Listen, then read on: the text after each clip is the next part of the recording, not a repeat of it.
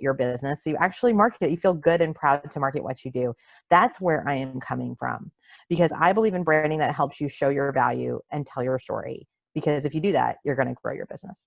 So that's where I'm coming from. And that's sort of the best practices I'm giving you are things that I've done for the past 7 years, and the understanding of branding that I got at the highest levels working for the Walt Disney Company. Amanda told you a little bit about this, but I used to create presentations a little bit like what you're seeing today, but for major films like Maleficent or the live action Cinderella. It would be my job to create presentations that could be pitched around the entire Walt Disney Company to tell the stories of those movies before they were even shot, before they were even fully produced. I had an incredible experience there, and I learned the power of branding. And I think that is where we really have to start today when we talk about how can we use branding to power our businesses. Because, you've already heard Disney name checked a few times, and I'm sure that something came to your mind. But I'm showing you this sort of black logo on a white background. That's all it is. It's literally Walt Disney's signature, sort of a cleaned up version of it, right? It's just a logo, but it has so much meaning to all of us. Whether you love Disney, hate Disney, or just tolerate Disney, right? You had some sort of thought when I threw this up on the screen, or you heard that word.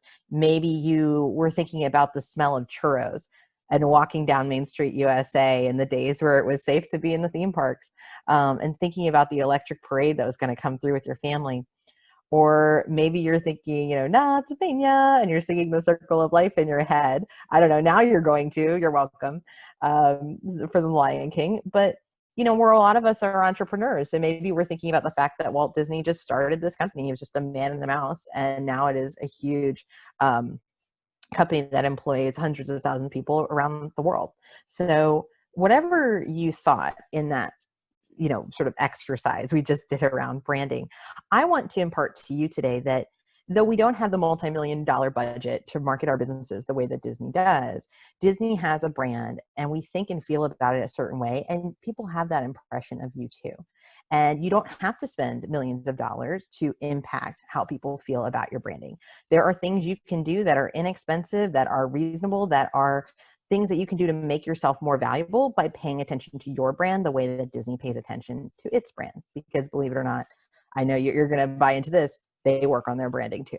So they're all about sharing their brand. We're going to make sure you're sharing yours. So here's the deal too, that I want to make sure that you really understand. And this is something I do with a lot of my clients. A lot of my clients feel a lot of pressure to market themselves well, to like write all the words on their website, to do their own logos and things like that. But the reality is that if you are great at what you do, you shouldn't be expected to also be an amazing marketer, also be an amazing copywriter, be a really talented logo designer. That's not the amazing work you do. You shouldn't have to know what a brand is necessarily, or know exactly what it is you need, or be a creative person. If you're an amazing lawyer or CPA, like these things are not to be expected of you because you're amazing at what you do. If you have a business, that's the realm of a professional to help you figure that out. So we're going to try to figure some of that out today because you are already great at what you do. So let's celebrate that with some 5 steps to put your best foot forward. I have a couple goals for us today. I want you to come away from today learning what a brand is and why it matters. I want you to be able to take action coming out of today. So at least 1 action step, maybe 2 at least, of practical tips, things you can apply even if you don't have an expert in your back pocket. And then just give you some inspiration too, to be thinking about if you don't love your brand right now, or you're embarrassed to show people your website, what are some bigger ideas of how you could tackle that in the future? So these are some of our goals. In order to do that, I'm going to walk you through 5 steps to putting your best foot forward. We've got a little giveaway for you guys for 1 lucky winner today. And then everyone is going to get to receive complimentary mentoring from me. So if you have questions about your business, I'm happy to mentor you. We'll do it live in sort of a group setting. So save your questions, send them to Amanda. We'll definitely get to them. All right, so let's dig in. The first step in this whole process is what is a brand and why do we need one? So understanding kind of what a brand is really where you have to start. A brand is essentially how people think and feel about you and your business. So sort of their impression, their reputation, your reputation as a business and as a business owner. So it's really all the ways that you present your business to clients and customers. That's your brand identity. There's your brand, which is a big thing. And then there's this identity piece, the things you get to control, the logo, the website, the business cards, those sorts of pieces. All of these pieces that you use to communicate, these are the things that you can impact. It is your brand identity are the things that influence your ideal clients and other people's impressions of your business and your work ethic, your experiences, and the investment that you offer them. These are all things that are within your control, because that is incredibly important to understand. You can't control every aspect of a brand, right? When I said Disney, you had a myriad of thoughts. Disney did not necessarily control what exactly you thought of them, good, bad, or ugly. You don't get to do that with your own branding, but you do get to control your brand identity. So some of these pieces are things that you get to have an impact on, and that's what we want to make sure we do. I have just dropped a lot of jargon on you. So if that has you spinning, I get it. A lot of people feel this way. And as we said at the beginning, maybe you're an amazing lawyer or a coach and something like that, and this is not your natural world. So let's take it down to the studs and get down to kind of a very easy way to think about branding: our shoes. So I will be fully transparent. I am not wearing shoes right now. I don't know if you're wearing shoes right now. I am wearing socks.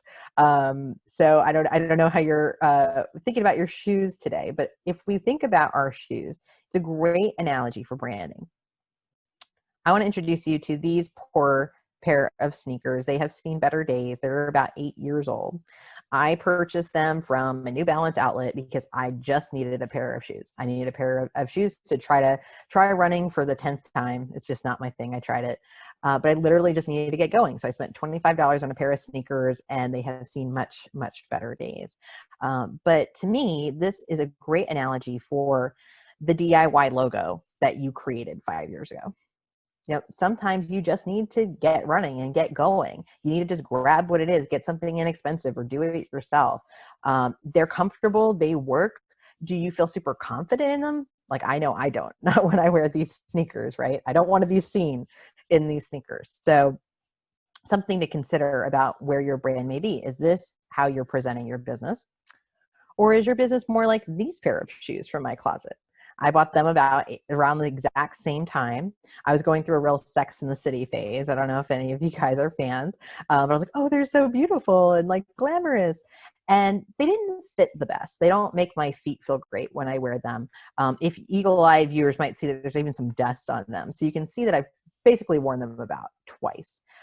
They are beautiful. They're really nice shoes. They're from a nice brand named Ann Taylor, but they're not comfortable. They don't feel like me. And so I don't wear them. And if I wear them, I'm constantly thinking about them, and I'm feeling like I can't be my best version of myself.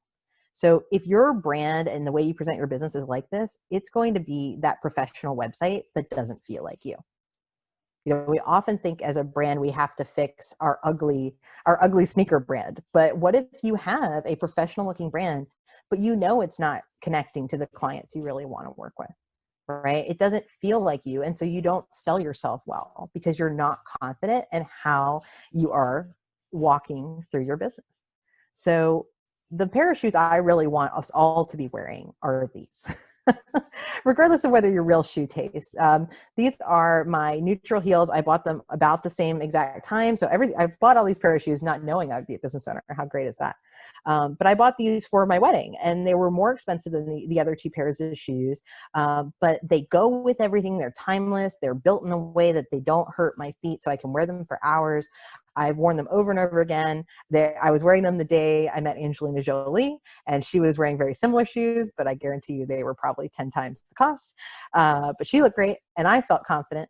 And this is what the kind of pair of shoes I want you to be in when you market and brand your business. So this is the website and the logo and the story and all of these pieces that put your best foot forward.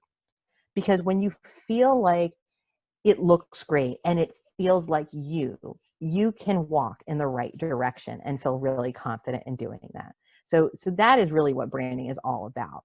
Because a professional and relatable, not just professional, but relatable look and feel, your brand identity, is going to bring you more business.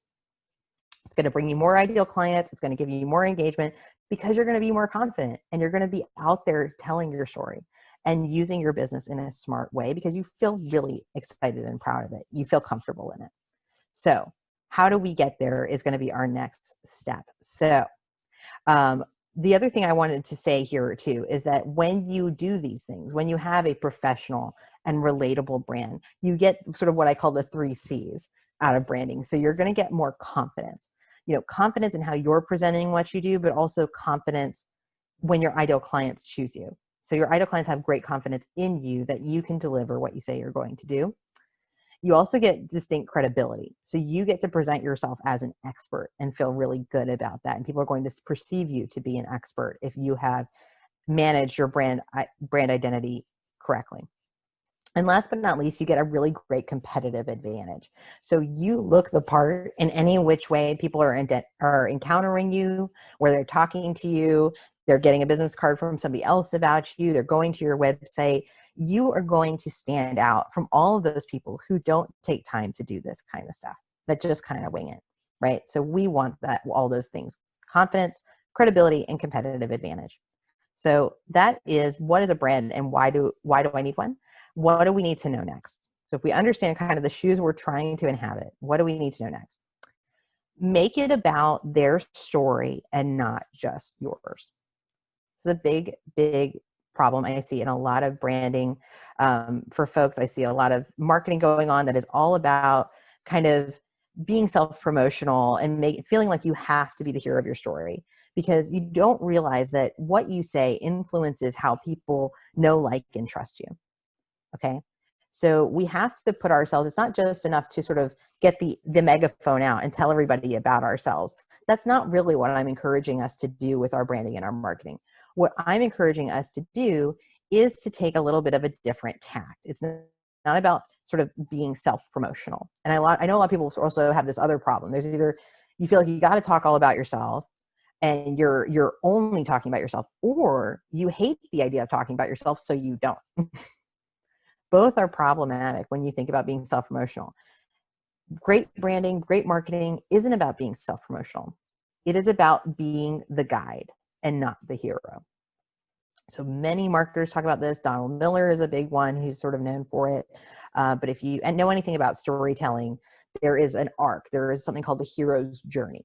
So if we think of a movie like Star Wars, which I'm, in the Star Wars cave today at my in-laws, but you think about Luke Skywalker, and he goes on this journey to becoming a Jedi.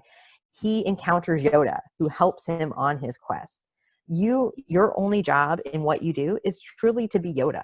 Your clients are Luke Skywalker. What are you doing to help them? How are you showing up and telling them about how you can help them? But you are always, always, always the guide and not the hero. And so that should shift how you talk about and how you present in your brand identity what you do. So it's not about this uncomfortable spotlight on how amazing you are. It's solely, how do you need to show up so people can know, like, and trust that you can help them along on their journey. This is all about, and I think we're really going to help you if you want to embrace this concept, is to know what value your work is providing. What solution are you providing to your client's biggest problem? You also want to know who those people are, because I have news that it's not everybody. If you're trying to talk to everybody, you're being heard by nobody. So who is it you're trying to reach, and what value are you trying to give to them? That's how you have to show up as their guide. You also want to know how it stands apart. So how are you different from all the other options that they have? A couple things, I'll just wrap up this idea of the guiding their story. So on the second step, when you're marketing yourself, when you're putting together your brand, you always want to focus on your clients' wants and needs. What are the solutions you're providing to their problems? How are you their guide? How can they trust you as a guide? And how are you understanding and sharing your value to them? Because it's not about, many years I made the mistake of thinking it was about what makes you special. It's about what makes you valuable. That's why it matters. You don't have a business unless you have clients, and you're not going to get clients unless they value you. You don't want somebody to think you're special. You want someone to think you're valuable, and that's why they're going to invest with you, because it's a value to them. So That is guiding our story. So we want to make sure that we're making it about their story and not just our own. What do we do next? Well, get a logo with guts. Get a logo with guts. What does she mean by this? So I want to answer today and put to rest why logos can cost you anywhere from $5 to $5,000 to $50,000 to $1 million. You know, whatever number you want to come up with, I'm sure a logo has been sold for that to a certain degree, right? Why is that? Well, what makes up a logo? If I were to tell you that a logo is only 5% visual, I wonder if you know what is the other 95%.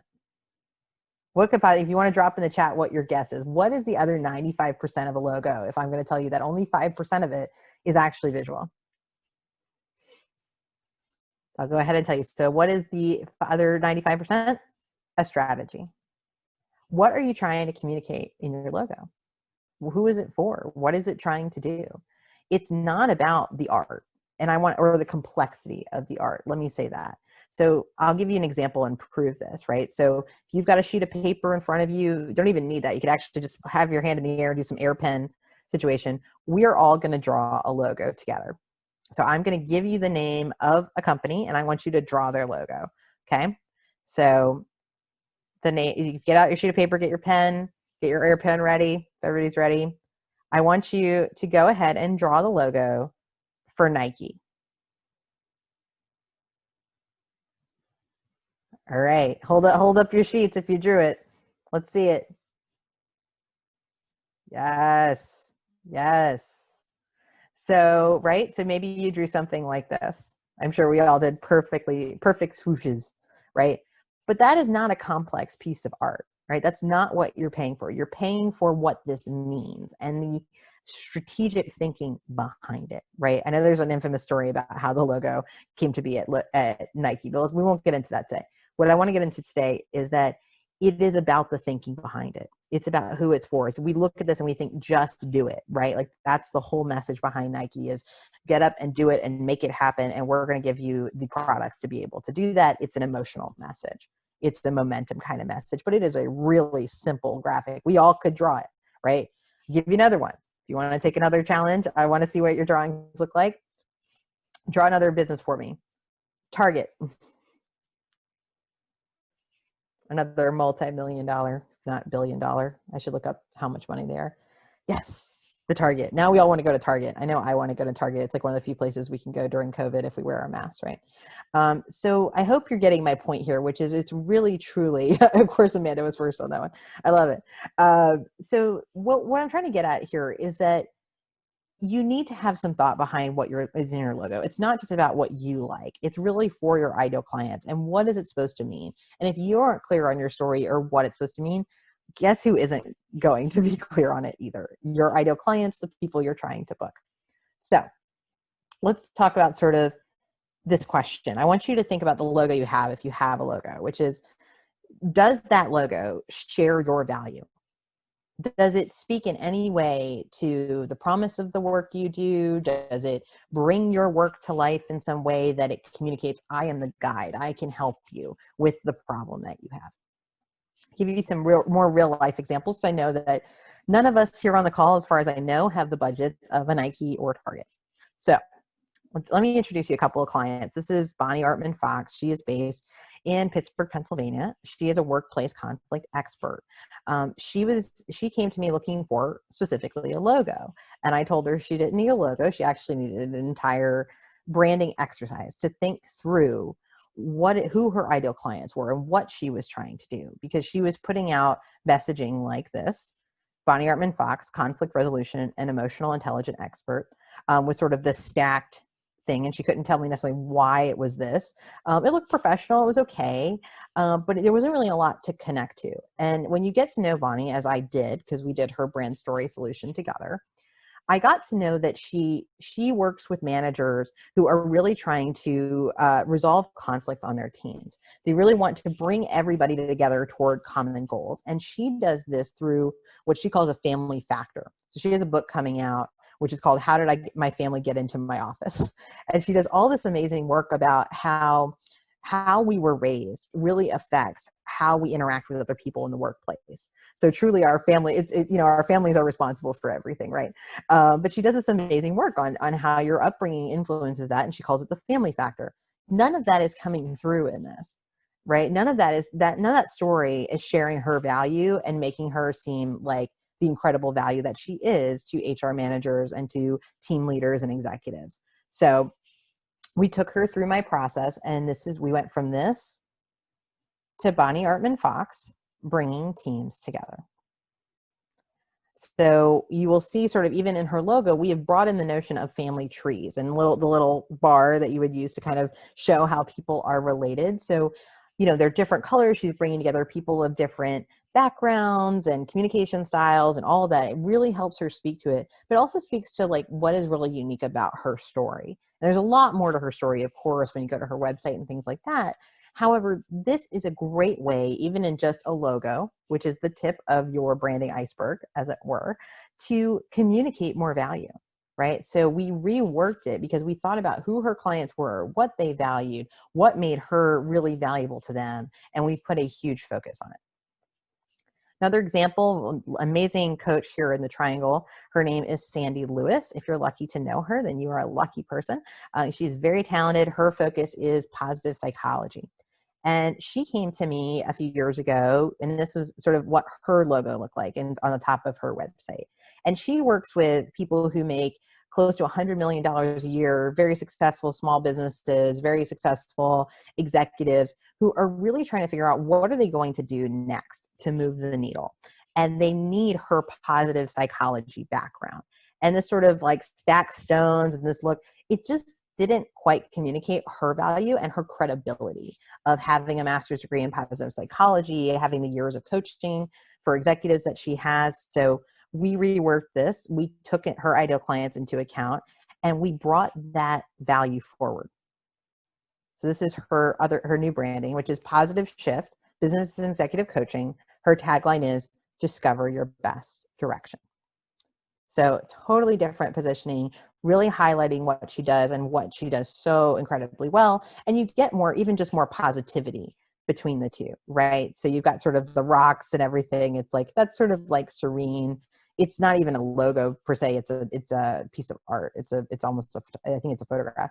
But this is really something that you can grow with her, and you can check her out, Positive Shift Coaching, to see more of that story. But that is what I am talking about when I say get a logo with guts. So here are some questions you might want to consider if you were going to rethink your logo. The first is, what are you trying to communicate? What should it communicate to your ideal clients?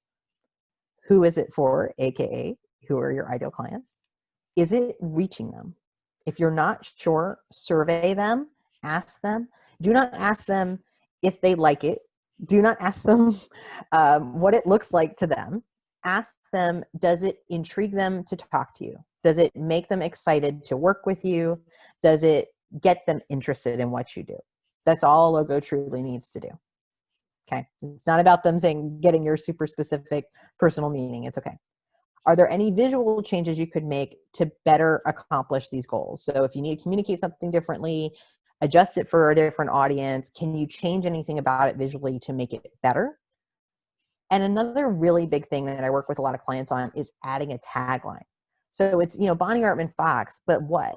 Bonnie Artman Fox, what? Workplace conflict expert. Bonnie Artman Fox, bringing teams together. How can we tell more of the story? If your logo does not currently have a tagline, you're leaving off a pivotal opportunity to add more to the story. So that is getting a logo with guts. There's even more to branding beyond just your logo. So the fourth thing I'll tell you is I want you to be clear and not just creative. So what do I mean by that? Especially with a girl with a business with greatest story creative, I am always going to teach you to be clear first, not just creative. This is where I'm coming for some of you guys. You don't have to out yourself, but I am going to go ahead and tell you that I fundamentally believe that creative job titles are confusing. They are confusing. I have been in rooms where people introduce themselves and I watch the rest of the room sort of silently groan because they do not understand what you are saying. A lot of people use creative job titles because they think oh, I'm branding myself well, I'm marketing myself well, I'm putting this spin on what I do. But I want to show you why you don't want to lead with that. It's okay to have sort of a brand, a tagline of this, like, I'm a this kind of person or that kind of person. But when you start using it as your job title, that is where you start to lose people and opportunities. And I want you to be clear and not just creative, because boring, while boring, is easy to search and it's easy to refer. If you have a creative job title, I can't find you when I'm trying to search for you. If I'm trying to refer someone, I don't know if you're going to be a good fit, right?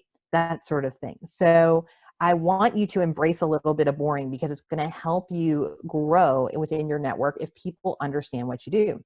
And I will teach you how this blew up in my face. So if you want to know kind of how I've arrived at this, I did it the wrong way for many years. And here's how that would go down. So let's sort of have a moment here. So this would be me. I would be out at the Frontier doing my workshop, or I'd be, this picture's in Chapel Hill at Hickory Tavern. And somebody come up to me and I would say, oh, hi, I'm a business storyteller. Like, I was so in love. I'm going to tell your story in your business. And they would be like, that's so cool. And they get this like really excited. I'll be like, yeah, I worked at Disney, blah, blah, blah. They'd be I'll be like, oh, this person's so interested. But like, here is what they were thinking. I have no idea what I would hire this person for, but that's interesting, because the reality of how these things would go down, everybody would give me like a fun reaction. And so I thought, yeah, I'm working on this, but reactions do not equal revenue. So I'll say it, reactions do not equal revenue. So people who didn't understand what I did didn't know how to work with me. So as much as I thought it was cool, if you don't get how it applies to you, you don't really care and you don't value it, right? So the reality here is, if you start with the great spin on your business, people will spin away from you. Okay, so how do we fix it? So let's do this scenario again. The thing that I would do now. So I would say, hi, I would go with the boring part. I do branding for coaches and consultants. Cool, I'm starting a consulting practice. So she knew to talk to me about it, because I said, hey, this is what I do and who for. And then I would say the spin, right? Awesome. I often help new consultants tell their story by writing their clear marketing message. She is now thinking, yes, I'm so stuck on my story. I need to connect more with her. So the idea here, guys, is simply start with the category and then the twist. So you can be creative. You can have a twist on it. I know everybody on this call fits into a general sort of nesting doll category, whether you hate life coaching or not. Maybe you are a life coach, but the twist has the place. It's just not at the first place. If you twist first, they spin away. Take nothing else away from today than that. I'm on a mission to fix this, because I want people to understand what you do. If they understand what you do, they will get why it's valuable. Okay, they work hand in hand. So here are some best practices about how to be clear and not just creative. You want to have a clear job title. So on LinkedIn and things like that, places where people search, right? So if you're going to have a distinctive name, make sure you're at least saying what category you fit in. For me, it's branding. Do not start with the twist, please. And then overall, when you think about the messaging on your website or on your LinkedIn profile or even on your business card, I always, always, always want you to choose clarity versus creativity. Creativity has its place. Creativity is an amazing tool, but if people don't understand, they are not going to connect to your creativity. So it has to be clear before it can be creative. So make sure you're if you do nothing else today, go scan your website and see if you really could understand it. Donald Miller calls this, does it pass the grunt test? So could a caveman look at your website and go, get it on a base level? Is it that simplified for them to understand? If it's not, you're potentially losing business. So I don't want that to happen to you. I want you to be clear and not just creative, which brings us around to the fifth step, which is often really hard for all of us. We always spend a lot of time on our websites putting it all together. So sort of all of these pieces we talked about, they come together in unique ways in our marketing materials, and the website is a great example of that. So what do I mean by put it together on the website? There are three things I want you to do with your website. One is I want you to present yourself consistently. I want it to be professional, and I want it to feel relatable. None of these are creative, right? We can be creative about how we do it. Consistent, professional, relatable. So why? Why consistent, professional, relatable? Consistency is really underrated. It is hard to do. It takes time. You have to hang with it, but it pays off. And so few people do hang with it that that's part of the reason why it's so powerful. Because you stand out if you consistently repeat what you do. Because the more consistent you are, the better awareness you have, the stronger awareness, right? So I call this like playing your hit song. So if you are constantly changing your tagline or the words on your website, you are constantly changing the lyrics to your hit song. Okay, so it's like, imagine if Journey kept changing the lyrics to Don't Stop Believin', you would stop believing. You wouldn't be able to sing that song. You wouldn't be able to tell your friends about it and share a good sing along because you wouldn't remember it. You've got to be consistent. You want people to remember you, and sometimes that means being a little boring. You want a brand anywhere you see it. So you want to see that the website looks the same as the business cards, looks the same as the emails you're sending out, etc. That is going to help people remember you better, right? So every sort of interaction is all clear, all consistent. I'm going to teach you guys some tips about how to bring more consistency to this, but that's what we're trying to do. So now however we interact with you, when we go to the website, it's going to look like everything else we've seen. So here are some best practices for that. Having brand fonts, so 2 to 3 fonts. If that's overwhelming, pick one, stick with it for now. Brand colors, so at least a couple of colors. I would say 2 to 3 if it feels overwhelming. I usually do 5 to 7 for my clients, but that can get tough to pick. But I want to make sure that you're using those things so people can start to recognize you. I want to make sure that you have variations on your logo. If you have a really wide logo, what the heck are you doing when you got to go on Facebook and things like that and you got a square space to put it in?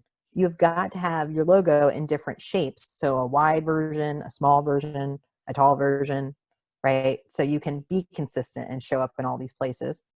And using clear words and tone. So I sort of just touched on this, but does the tone match what you want your clients to feel? Are the words clear everywhere you're using them, especially through every page of your website?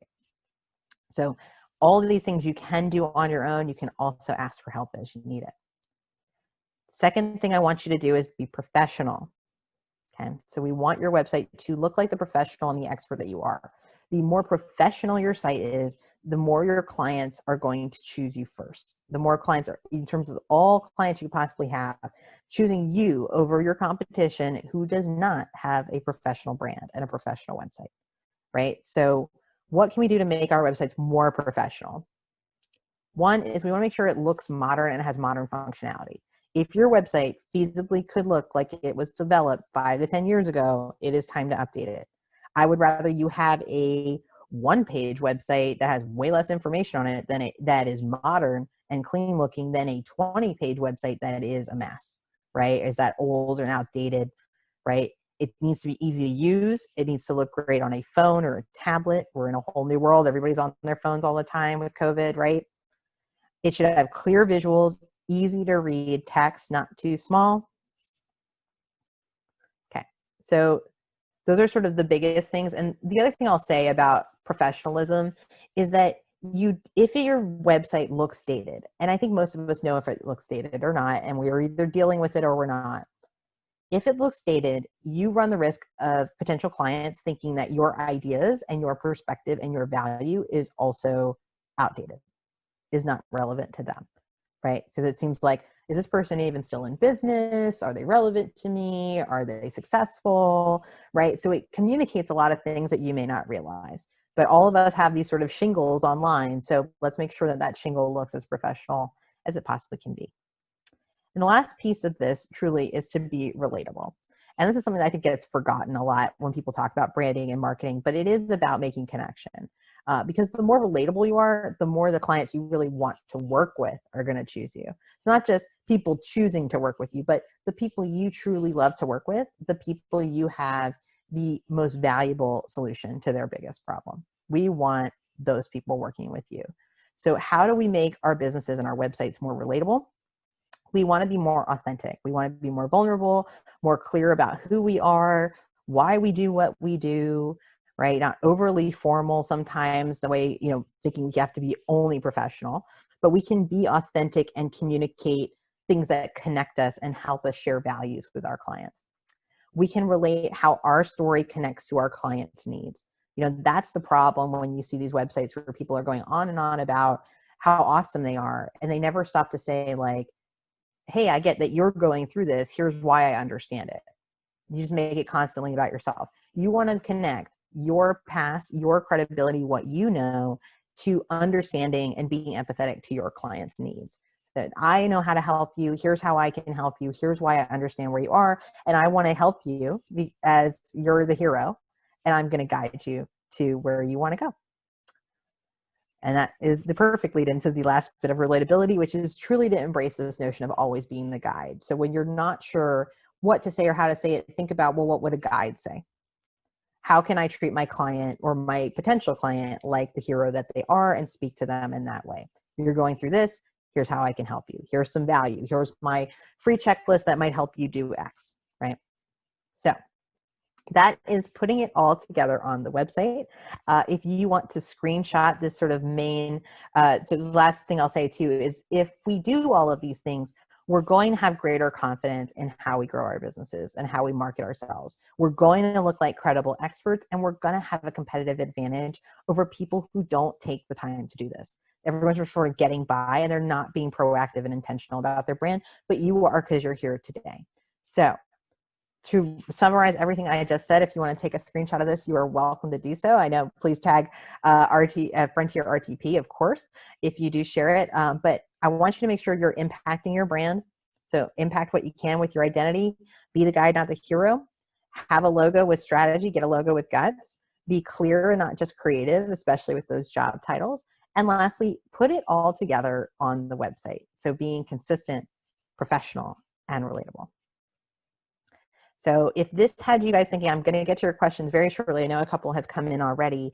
But if this got you thinking and you wish everybody would just hop off this call and you and I could look at your website and talk about your business and try to fix some of these things, we can't do that because that would be not very kind to everyone else here. So instead, I will just remind you guys that these are the things that I do as a business, and I'm happy to offer you a complimentary consultation. So if you want to connect with me, it's a 20-minute conversation. I'm going to drop a link in the chat where you can grab time for us to talk. So if you want a private time with me, it's available to you. And that brings us around. So I spoke to you guys today about those 5 steps. I wanted to quickly do a giveaway. So I want to do a little special giveaway to thank you guys for coming. And then we'll do some mentoring. So if you've got questions, you want to think about how we could apply this to your business, let's definitely talk about it. Keep sending your questions to Amanda. But we do have a giveaway today, and I'm giving away a copy of my book. I will mail it to you, but it is called Permission to Try. It came out about 2 years ago, this October. It's 11 things you need to hear when you're scared to change your life. And it is all about how I kind of built up the courage to leave Disney. And it is a pep talk to anybody who is thinking about a career change. Had no idea this was going to happen. Clearly none of us did, but it is a book for 2020, I think. So if you need this or you have a friend in your life that needs it, I think you will enjoy winning it. So Amanda, I know you numbered everyone when they came in. So who is our winner today? Well, before I announce it, I just want to point out you are wearing the relatable shoes in the picture, which is, I think, yes, I am. 1,000%. Yes. I love it. Okay, so I gave everyone a number as they came in. I did a random number generator on the Google, and the winner is Rick Gardner. Yay, congratulations, Rick. Oh, I love it. You're on the screen. I love it. Well, thank you. I'm so glad, Rick. And Amanda will get your email to me, and I will reach out to you for your mailing address and get this over to you. But yay, so glad. And I will also say too that I like to give something to everybody. So I do have a free workshop next week. So if you want to join me and you want to learn the next step in this, I'm teaching branding and marketing. I've never taught this branding with Annie before. I feel like the Frontier is sort of my big partner in branding with Annie. And so branding with Annie, it's the last one of the year. It's happening next Monday. If you want to join us, you can check it out at brandingwithannie.com. Seats are free, but there are limited seats available, and it is going fast because it's the last one of the year. So would love to see you there. If you like today, you will like that deep dive into branding and marketing.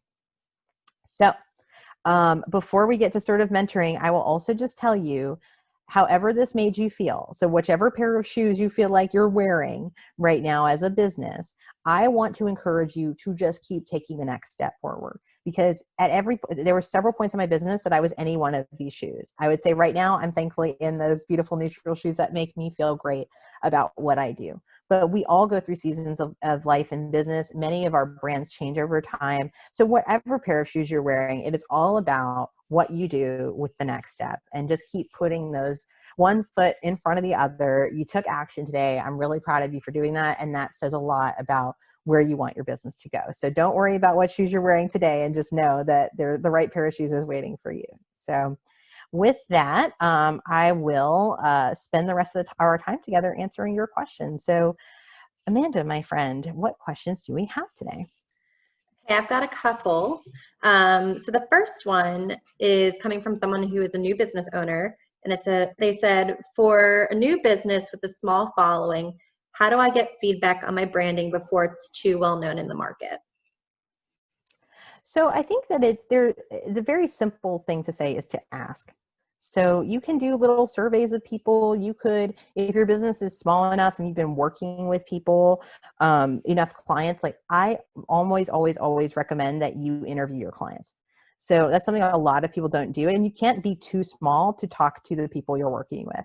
So if you have just one client, make sure you're interviewing them at the end of your project, or if it's ongoing, have a regular check-in every couple months, but start talking to them about why did they work with you, and how is the project going, and is there anything you could do better? And if you want to know where they hang out online, like you're not sure if you're even on the right social media platform, like maybe you're working with somebody and you want to make sure that you get 10 more of them. They're amazing. Get to know that person better. And the ways to do that are to interview them or to survey them. So whichever you think and find most appropriate. I found a lot of success with hosting sort of quick 5 to 10 minute Zoom calls or phone calls, just to ask people questions. Hey, where do you hang out online? To confirm that, or to say, oh, they're actually on a completely different platform. No wonder I wasn't reaching anyone, right? So I also think it's an ongoing process. So even when you become more known with your branding, you are going to still want to do this process. I do it with almost every client I work with, is to talk to them at the end, ask them these questions, and keep refining. So keep testing, is my brand working? Is my marketing working? And if it isn't, make adjustments over time. Great question. Thank you. We have a main image on our website that we've talked about for years. Is a nice picture, but doesn't tell anything about what we do. Is it better to slowly remove that from our website and emails, or just remove and replace all at one time? I mean, I think, the reality is like, we're all busy. I think make incremental change. If you feel like the picture isn't reflective and there was a better picture, swap it in. Like don't stress about it being all at once either. Like you can do things over time. It doesn't have to all be, I think I tend to embrace done is better than perfect. So I think make improvements, and also paying attention to like what is most important. What is most important is always going to be serving the clients that you currently have versus worrying about how you're marketing yourself. So sort of backing into it with all things being equal, get to it as you get to it, make improvements where you can. Those things are just going to make the brand better. So you don't have to stress about it. A good question. Thank you, Caitlin. What other questions do you guys have? We're happy to take you up live too if you want to chat. I've got one more, Annie, before we go live with questions. And Okay, it's, great. how do you know it's time for a rebrand? Really great question. I get that a lot. And so I think what I have been telling people is, generally speaking, when there's been like a big shift, so you have shifted what you offer, or you have shifted who you offer it to. That's a big one. If your ideal client has changed a lot, that might be time to really revisit your branding. Maybe your visuals still work, but the message is completely gone. But we're all experiencing a shift now with COVID, and I'm working with an events company here in the area, and we are doing that exactly that. We've taken them through the whole rebrand because the world has changed around us, and they want to better respond to that as a company. So they need to speak to, hey, we can help you have safe in-person events. So they had to rebrand because their branding doesn't say anything about that, and doesn't speak to that, and doesn't deliver to their ideal clients about that message. So I say you want to look for a sort of sizable shift in your business. And if there is a shift in your business, or you feel like for some time now, there was a shift or there has been an evolution to the point where you're like, yeah, if I'm honest, my website and my logo and my other things do not talk to my ideal client. They do not present me in the best light. They do not reach or convey the value that I offer. If you're feeling those things, it's time to at least have a conversation about rebranding, whether you're going to do it or you take somebody up on a free consultation. Like, talk to professionals and find the right fit if that's an avenue you want to go down, because they're there to be like the doctor and kind of diagnose what is wrong and tell you, like, yes, you need to rebrand, or no, you don't. So you don't also have to make that decision by yourself. But I think looking for a shift is the best marker I could give advice about. Yeah. All right. So I guess we're good to take live questions, Amanda. All right, fantastic. So I know we're going to try to wrap by 1 because everyone has lunch and has to get back to their other Zoom day as well, but I'm here for you guys. So what other questions do you have about your brand or any action steps you want to take out of today?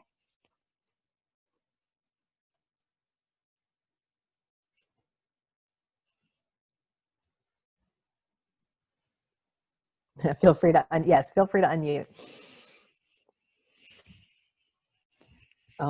Any advice on how to helpfully change without hiring one of your coaches that you help, just change that mindset from, being the hero to being the guide? I think some people get stuck in their lane and think that, and I definitely have had that problem before where kind of boss it over. So you have any advice on getting that, being that guide mentality, as opposed to, I'm going to come in and,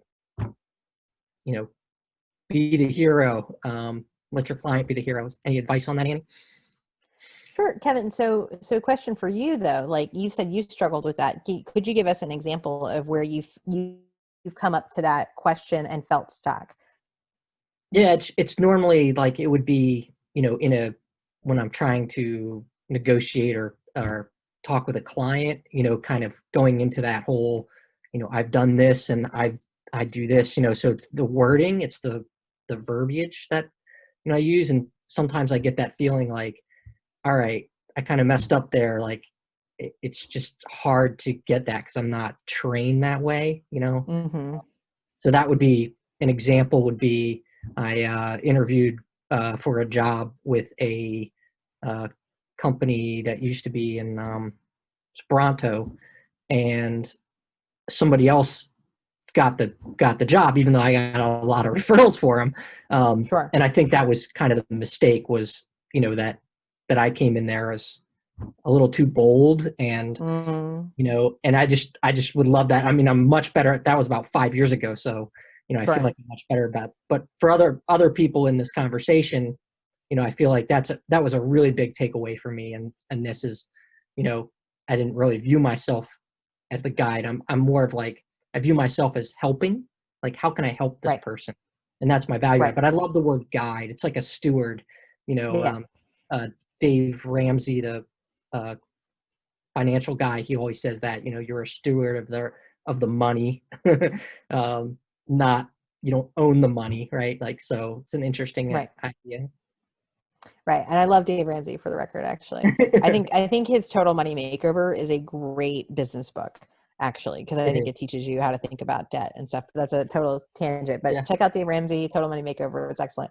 But really great question, Kevin. And thank you for kind of adding some context to it, right? So kind of what I heard was, how do you, in a sales conversation, sort of present yourself as the expert without coming off too cocky, too bold, too, how do you present yourself as a guide? And I think it is about delivering on expertise. It is about speaking to why you are valuable. But you always, I think a good shorthand is like, so you can. Think in your brain of like, so you can. Like I have, how many I know you've been doing photography for decades, right? So it's like, right. How many years have you been doing your work, Kevin? My entire adult life. So since I was 18, I went to college for it. So is decades fair? Yeah.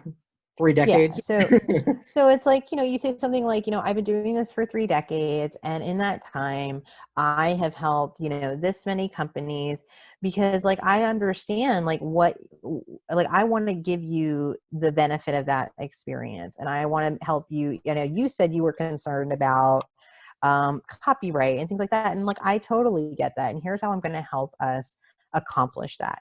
So you want to drop the credibility, include the credibility, include the expertise, but so you can is the client. Are you showing the client that you are listening to them, that you are delivering value to them, that you're going to address the problems that they've shared with you? Because your expertise and stuff doesn't matter unless it's solving a problem for them. So it's, things like that. Like, so I tell people all the time, things like, hey, one of my key differentiators is, I put up a slide that says I worked, 12 years in storytelling, 7 years doing branding, things like that. And I want you to know I'm going to be your partner every step of the way. Because I know that there are people who do sales process like this and with a branding agency, and they hand them to a team. You're not going to get that with me. I'm going to walk you through this, and you're going to get the benefit of all of this experience. Like, I wanted you to know that I have this background because I'm going to help you one-to-one. I'm going to do your project management. I'm going to be the one you talk to. I do the writing. I do the design. So I am highlighting all these great aspects of who I am, but I'm not saying, hey, I'm so great. I'm saying I am going to have your back. I am going to be the one who works with you and helping you get to clear, consistent branding, because that is what's most important to me. Right. So to be a partner in that. So I think you are right to embrace this idea of helping. So it's just about sort of not stopping the story, right? So you can, like, I have this experience, so I can help you do X or Y. Does that make sense? Yes. Okay. Thank you for the great question. I appreciate it. Amanda, do we have time for one last question, or should we wrap? Okay, we have one last question. Anybody wants final word or wants to share a big takeaway from today, something they're going to do to change their brand?